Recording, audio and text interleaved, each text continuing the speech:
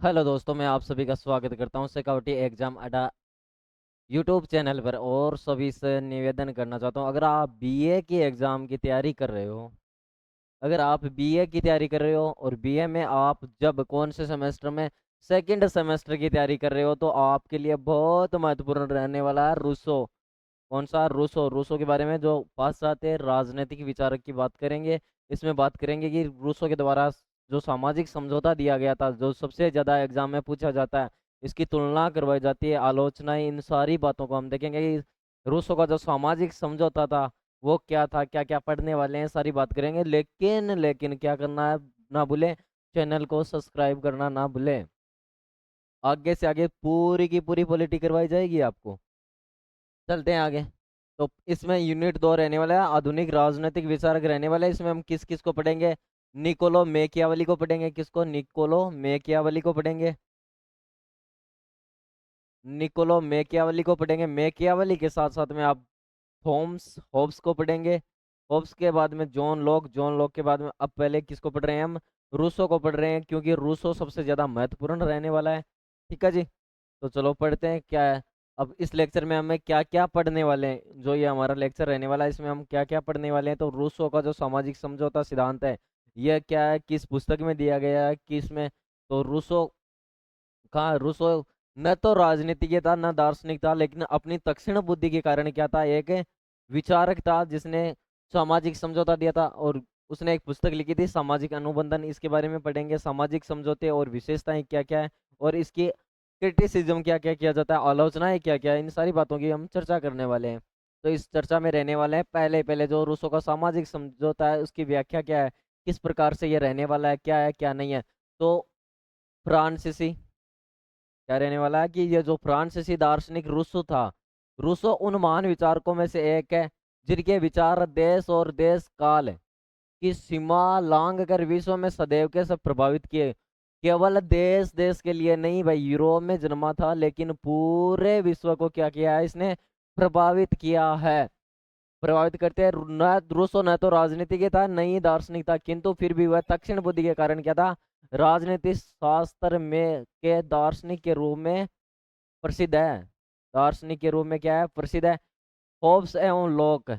Hobbes एवं lock की बात रूसो ने समझौतेवादी विचारक था। उसने राज्य की उत्पत्ति संबंध में प्रचलित देवीय, जो देवी उत्पत्ति सिद्धांत है, भाई राज्य जो है, राज्य एक देवताओं के द्वारा निर्मित संस्था है, और राज्य में जो धार्मिक अधिकारी होते हैं वो जो बोलते हैं वो एकदम से, उस समय जो यूरोप था, यूरोप में पोप तंत्र का बोलबाला था। और पोप तंत्र में क्या होता था कि जो ये चर्च होते थे, और चर्च का जो अधिकारी होता था, जो प्रमुख धार्मिक अधिकारी, उसके वो बोलता था कि मेरे क्या, जो जीसस है उससे सीधे सीधे कांटेक्ट है, और जीसस मुझे जो जो बोलते हैं वो नियम में क्या करता हूँ, राज्य में लागू करता हूँ। राज्य जो है वो जीसस की देन है, हमारे जो धार्मिक देवता है उसकी देन है। इस सिद्धांत का क्या किया था इन लोगों ने?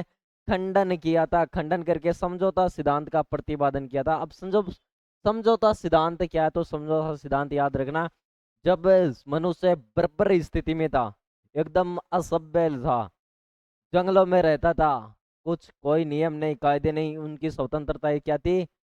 ऐसे झिंगा लाला करते रहते थे। क्या करते रहते थे? झिंगा लाला करते रहते थे, लेकिन एक दूसरे से क्या थे? परेशान हो गए थे। क्यों? तो झिंगा लाला करते थे, स्वतंत्र थे, एक दूसरे से परेशान किए हो गए थे। तो इन सभी बातों की हम चर्चा करने वाले हैं, क्योंकि क्लास अगर यहीं पर बात करने लगे तो क्लास बहुत लंबी हो जाएगी। तो मैं उसके विचार, प्रसिद्ध पुस्तक किसमें? सामाजिक अनुबंधन।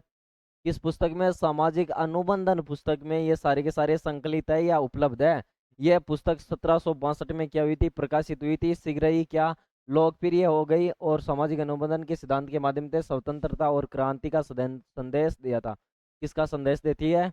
स्वतंत्रता और क्रांति का सिद्धांत देती है। लेकिन यहाँ पर एक राजनीति के आते हैं, डायल।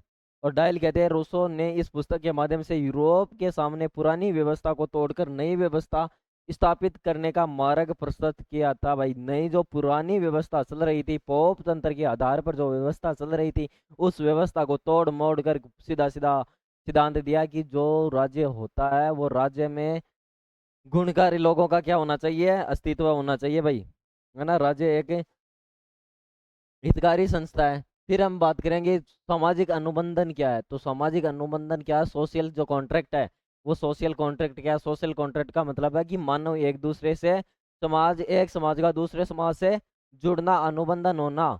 अनुबंधन का अर्थ होता है जुड़ना। जोड़ किस प्रकार हुआ था, जिसमें क्या क्या सिद्धांत दिए हैं और क्या क्या तर्क दिए हैं रूसों ने, उसकी बात करने वाले हैं।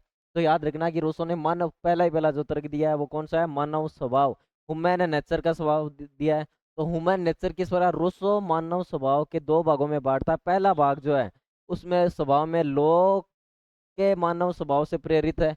दूसरे भाग में मानव स्वभाव होब्स के। तो होब्स ने मानव स्वभाव जो बताया था वो चिड़चिड़ापन, स्वार्थी, स्वार्थी मानव बताया था। ठीक है। फिर है रूसो के अनुसार मनुष्य स्वभाव अच्छा होता है। रूसो कहता है कि मनुष्य का जो स्वभाव होता है वो एकदम अच्छा होता है, बढ़िया होता है, ठीक ठाक होता है ना, बढ़िया एकदम अच्छा होता है। उसके अंदर दो प्रमुख भावनाएं पाई जाती है, एक तो आत्मरक्षा और एक सहानुभूति, सहानुभूति।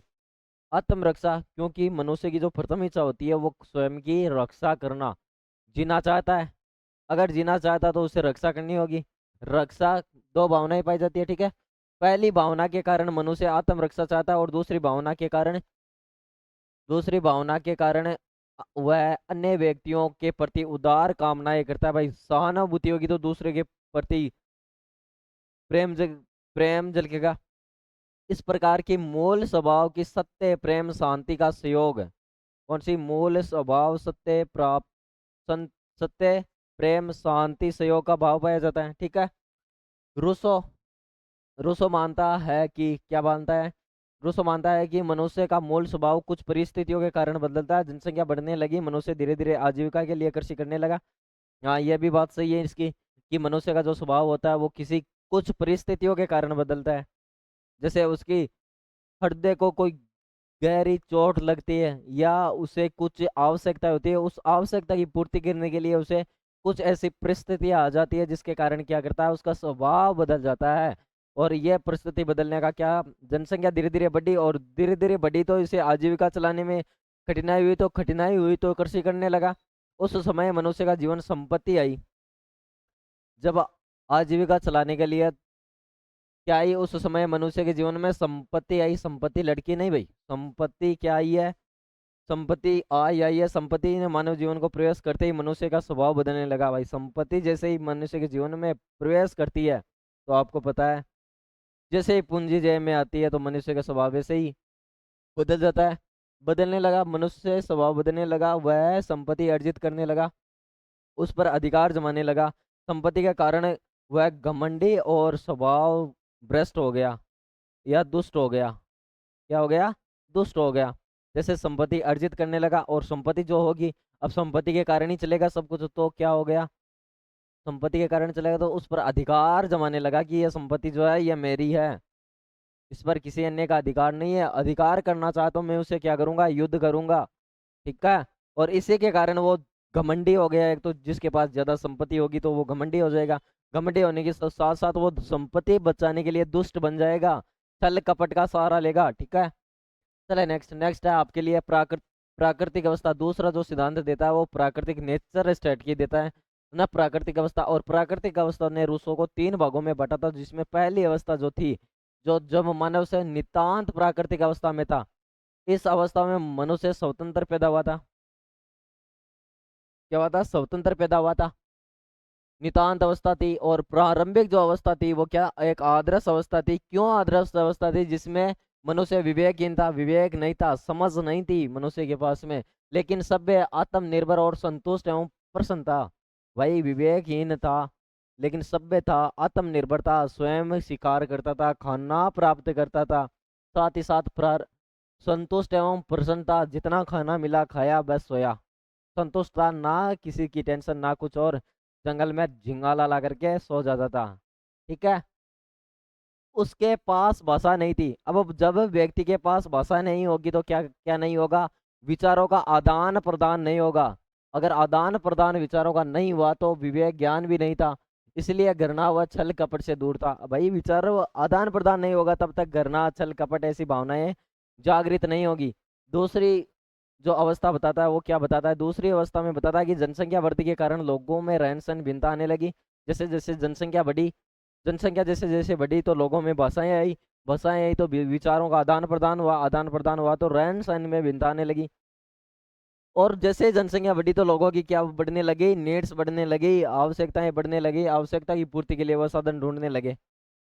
जैसे जितनी ज्यादा जनसंख्या होगी जितनी ज्यादा आवश्यकता होगी, और जितनी ज्यादा आवश्यकता होगी तो आवश्यकता की पूर्ति के लिए क्या किया जाएगा, नए नए साधन नए नए हथकंडे अपनाए जाएंगे।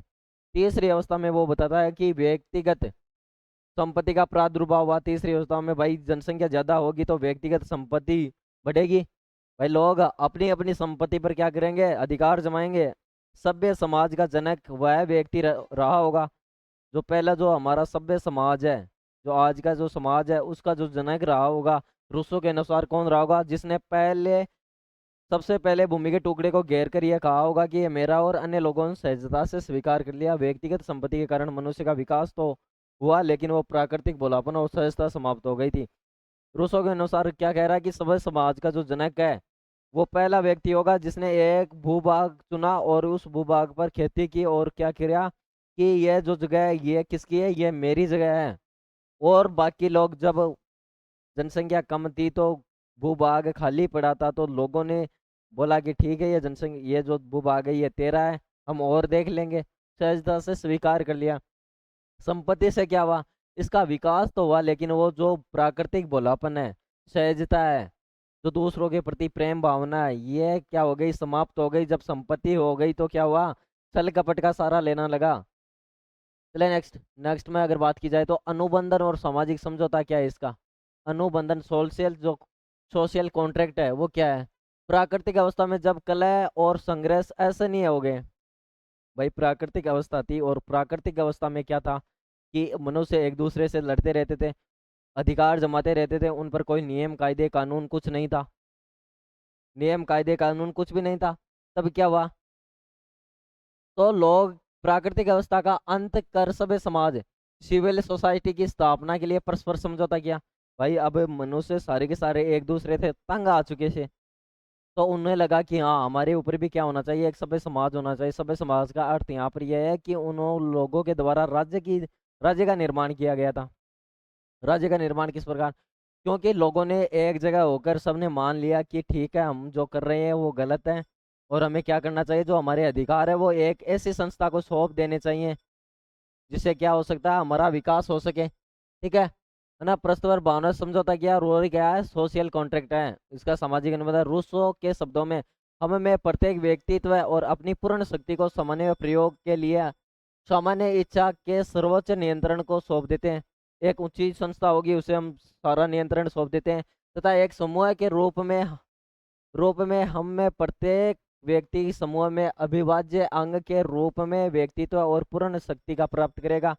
इस प्रकार यह समझौता प्रत्येक व्यक्ति अन्य सब लोगों के साथ सामूहिक किया गया। भाई कुछ लोग किए गए तो साथ ही साथ सारों को जोड़ दिया गया था, और इस समझौता का जो परिणाम हुआ था, रिजल्ट ऑफ कॉन्ट्रैक्ट हुआ था वो क्या था, तो रूसो के अनुसार इस समझौते का परिणाम जो था वो क्या था, राज्य था। परिणाम क्या था, राज्य था, और शासन बना, राज्य बना और शासन बना। इसी समझौते से व्यक्ति की स्थिति एक नागरिक और प्रजनन की हो गई। भाई नागरिक और प्रजनन बना, शासन के रूप में प्रत्येक प्रजातंत्र के जन्म हुआ था। ठीक है। चले नेक्स्ट। नेक्स्ट की अगर बात की जाए तो रूसो द्वारा सामाजिक समझौते की विशेषताएं क्या क्या है, जो कैरेक्टरिस्टिज्म है ऑफ सोशल कॉन्ट्रैक्ट, ये क्या क्या है, रूसो द्वारा प्रतिपादित समझौता की प्रमुख विशेषताएं। तो बात करें प्रमुख विशेषताओं तो पहली विशेषता क्या है, रूसो के जो समझौता है उसका व्यक्ति के दो रूप दिखाई देते हैं। एक तो व्यक्तिगत है, दूसरा समूहगत है। व्यक्तिगत भी है और समूहगत। व्यक्तिगत संपत्ति पर खुद स्वयं अधिकार जमा रहा है, समूहगत क्योंकि समूह की बातें मान रहा है। ठीक है। समझौते में प्रत्येक व्यक्ति संपूर्ण समाज के सभी व्यक्तियों के साथ करता है। हाँ प्रत्येक व्यक्ति संपूर्ण समाज है ना, समझौता प्रत्येक व्यक्ति संपूर्ण समाज के व्यक्तियों के साथ करता है जिसमें वह स्वयं भी सम्मिलित है। भाई जो समझौता करने वाला है वो व्यक्ति भी समूह के साथ क्या है, मिला हुआ है, समूह के साथ मिला हुआ है। ठीक है। इसलिए अपने अधिकारों का समर्पण किसी व्यक्ति को न करके स्वयं अपने आप को करता है। ठीक है। चले नेक्स्ट। नेक्स्ट है तीसरी विशेषता, इस समझौते में राज्य और सरकार दोनों का निर्माण होता है। भाई दोनों का होता है, राज्य का भी निर्माण होता है, समाज से राज्य का निर्माण होता है, और इस समाज के मुखिया से सरकार का निर्माण होता है। इस समझौते से व्यक्ति और वास्तविक स्वतंत्रता प्राप्त होती है। व्यक्तियों को जो वास्तविक स्वतंत्रता होती है वो प्राप्त होती है। इस समझौते के आधार पर जिस सामान्य इच्छा का निर्माण होता है वो सर्वोच्च है। समझौते के आधार पर जिस सामान्य इच्छा का निर्माण होता है, क्योंकि राज्य क्या करेगा, लोगों की रक्षा करेगा, और वो जो इच्छा है वो सर्वोच्च है। समझौता कभी भी समाप्त नहीं हो सकता, क्योंकि सभी लोगों ने मिलकर यह समझौता किया है, तो ये लोगों सभी लोग इसकी पालना करते रहते हैं। ठीक है, तो ये कभी समाप्त नहीं होगा। फिर इसकी आलोचना है, क्रिटिसिज्म किस किस प्रकार हो रहा है, इसका आलोचना है किस प्रकार से हो रही है। एक तो ये बोला जाता है कि ये त्रुटिपूर्ण है, डिफेक्टिव थ्योरी है। क्या है, डिफेक्टिव थ्योरी है। किस प्रकार होब्स और लॉक की भांति रूसो भी राज्य की उत्पत्ति सामाजिक समझौते से मानता है। यह मूल धारणा गलत है। जो ये बेसिक धारणा है, बेसिक कॉन्सेप्ट जो दे रखा है, कौन सा, सोशल कॉन्ट्रैक्ट का जो बेसिक कॉन्सेप्ट जो दे रखा है, ये क्या है, असंगत है, ये गलत है, रोंग है। राज्य तो विकास का परिणाम है। राज्य तो किसका परिणाम है, धीरे धीरे जैसे जैसे मानव का विकास हुआ, उस विकास से राज्य का निर्माण हुआ था।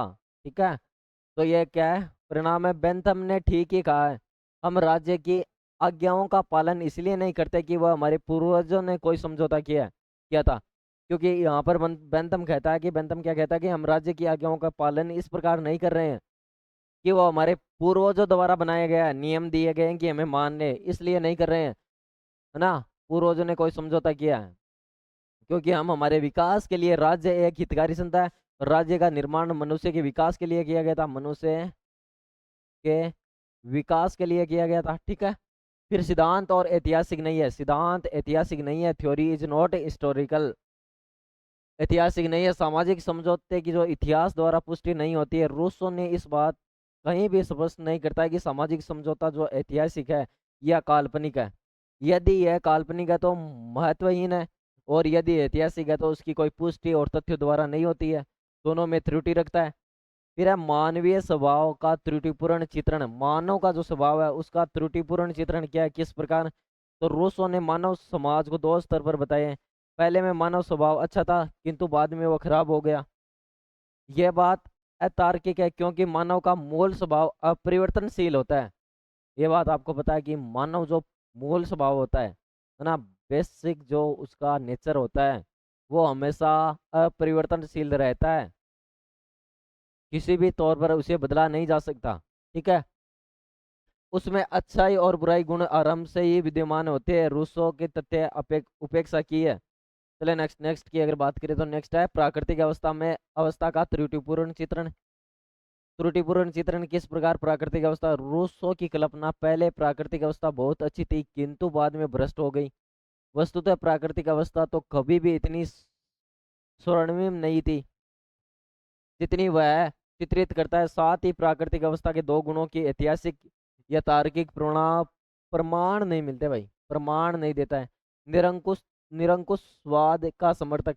वेपर कहता है, वेपर क्या कहता है कि रूसो का सामाजिक समझौता निरंकुशवाद का प्रतिपादन करता है। सामान्य इच्छा के नाम पर रूसो अप्रत्यक्ष रूप से संप्रभुता शासन के हवाले कर देता है, निरंकुश शासन व्यवस्था को समर्थक हो जाता है। ठीक है जी, निरंकुशवाद में ध्यान है।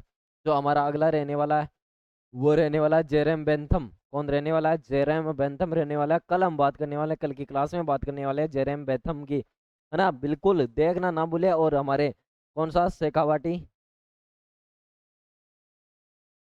शेखावाटी एग्जाम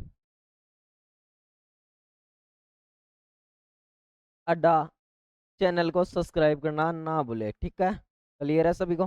धन्यवाद सभी का। और अपने फ्रेंड के पास में जो जो बीए की तैयारी कर रहे हैं उनके पास में क्लास को जरूर जरूर शेयर कर दे, बिल्कुल बिल्कुल शेयर कर दे,